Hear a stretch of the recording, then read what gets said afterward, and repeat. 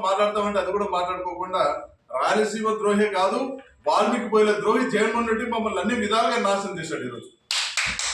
ఈరోజు మాకు ఒక్క పోస్ట్ ఇచ్చి ఈరోజు ఒక వ్యక్తికి ఇచ్చి అన్ని చేశామంటే కాదు. ఇక్కడ ఈరోజు మేము కూడా వేరే వివిధ పార్టీల్లో ఉండి ఏదో నేను ఒక్కరిని పోస్ట్ తెచ్చుకున్నంత మాత్రాన అందరికి న్యాయం జరిగింది అనేది కాదు.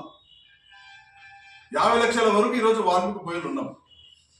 కొన్ని నియోజకవర్గాలలో మేము ఓటేస్తే తప్ప గెలిచే పరిస్థితి లేదు. అట్లాంటి పరిస్థితిలో ఉండి కూడా ఈరోజు మేము ఏం చేయలేని పరిస్థితుల్లో ఈరోజు కనీసం మా పిల్లలకి చదువు చెప్పుకోలేని స్థితిలో లేము. కాబట్టి ఈరోజు మేము ఈ నిర్ణయం తీసుకున్నాం. ఇక మమ్మల్ని మోసం చేస్తే సహించేది లేదు. మేము ఈసారి ఎన్నికల్లో రావడానికి సిద్ధమయ్యాం. మా దగ్గర క్యాండిడేట్లు కూడా ఉన్నారు. ఈరోజు మేము ఆర్థికంగా వెనుకబడినా, మేము గెలవకపోయినా మేము ఓడగొట్టడానికి సిద్ధంగా ఉన్నామని చెప్పేసి ఈ రాజకీయ పార్టీలకు ఈరోజు ఈ ప్రెస్ మీట్ ద్వారా తెలియజేస్తా ఉన్నాం. ఉదాహరణకు కర్ణాటక ఎలక్షన్ తీసుకోండి, లేకపోతే తెలంగాణ ఎలక్షన్ తీసుకోండి. కేవలం వాళ్ళు 2% ఓట్లతోనే ఓడిపోయినారు.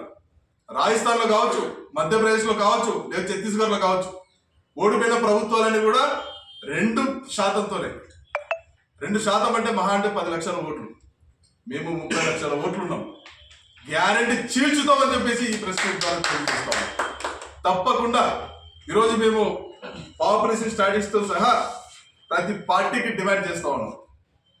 కర్నూలు పార్లమెంట్లో మేము ఎంతమంది ఉన్నాం, అనంతపూర్లో ఎంతమంది ఉన్నాం, హిందూపూర్ పార్లమెంట్లో ఎంతమంది ఉన్నాం, ప్రతి నియోజకవర్గంలో ఇప్పుడు 11 నియోజకవర్గం, ఆలూరు, ఆదోని, ఎమ్మినూరు, మంత్రాలయం వీళ్ళు ఎంత ఉందో మనం 2011 census, 2023 census Indian Institute of Population Sciences ఇచ్చిన ప్రొజెక్షన్స్ ఇచ్చి మాకు న్యాయం చేయండి. ఇదో క్యాండిడేట్లు కూడా చూపిస్తా ఉన్నాం.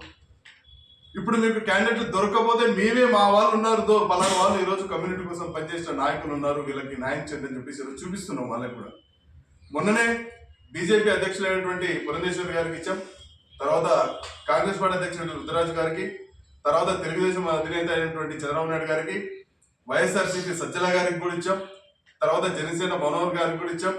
ప్రతి ఒక్క రాజకీయ పార్టీ ఇప్పుడు ఎవరైతే ఎలక్షన్లో డి అని పోటీ పడుతుందో ప్రతి ఒక్క రాజకీయ పార్టీకి మేము ఇవ్వడం జరిగింది.